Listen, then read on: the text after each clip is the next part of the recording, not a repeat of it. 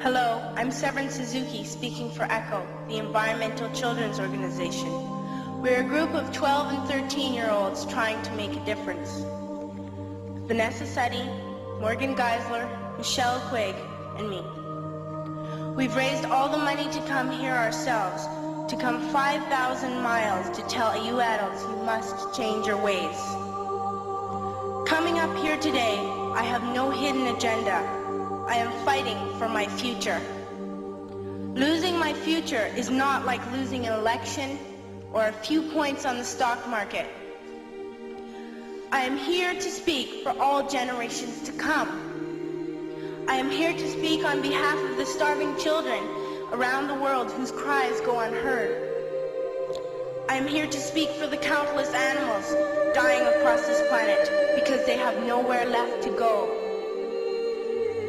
I am afraid to go out in the sun now because of the holes in our ozone. I am afraid to breathe the air because I don't know what chemicals are in it.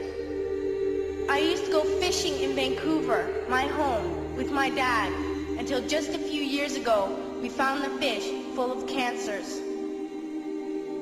And now we hear of animals and plants going extinct, every day vanishing forever. In my life, I have dreamt of seeing the great herds of wild animals, jungles and rainforests full of birds and butterflies. But now I wonder if they will even exist for my children to see. Did you have to worry of these things when you were my age? All this is happening before our eyes, and yet we act as if we have all the time we want and all the solutions. I'm only a child and I don't have all the solutions. But I want you to realize, neither do you. You don't know how to fix the holes in our ozone layer. You don't know how to bring the salmon back up a dead stream. You don't know how to bring back an animal now extinct. And you can't bring back the forest that once grew where there is now a desert.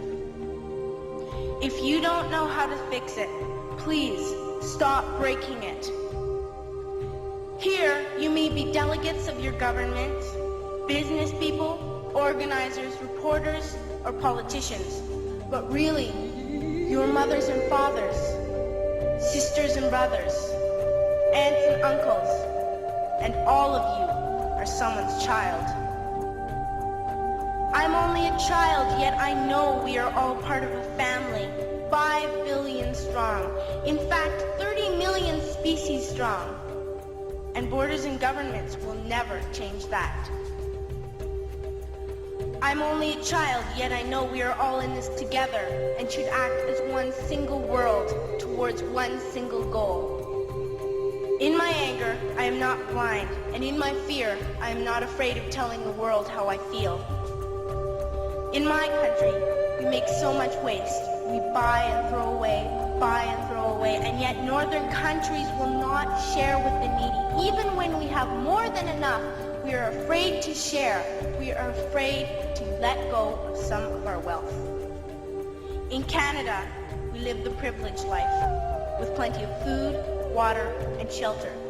We have watches, bicycles, computers, and television sets. The list could go on for 2 days. 2 days ago, here in Brazil, we were shocked when we spent time with some children living on the streets. This is what one child told us. I wish I was rich. And if I were, I would give all the street children food, clothes, medicines, shelter, and love and affection. If a child on the streets who has nothing is willing to share, why are we who have everything still so greedy?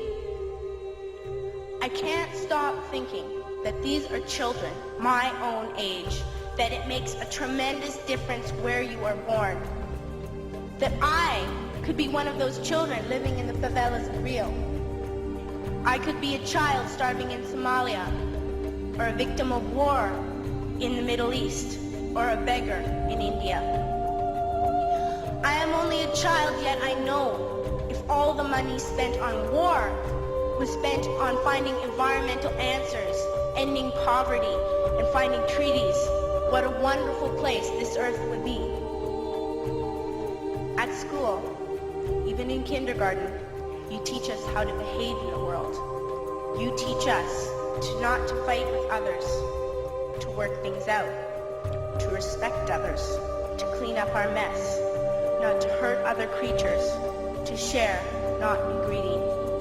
Then why do you go out and do the things you tell us not to do?